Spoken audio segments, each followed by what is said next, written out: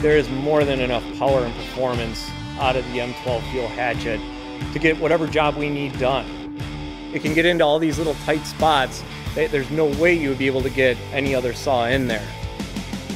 You can fit in most places you can with a normal saw. It's lightweight and sleek design.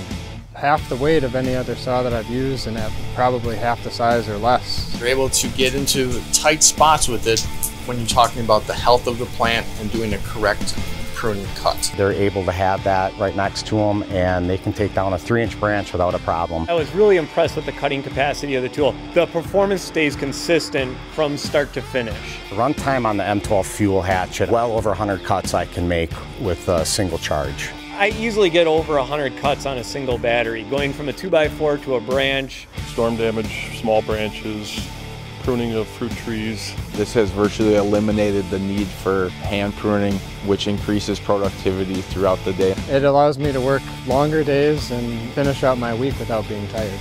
I would recommend the M12 Fuel Hatchet because of the maneuverability, the compact design for storage. I'm able to cut up to 3-inch branches, and the battery runtime is just outstanding.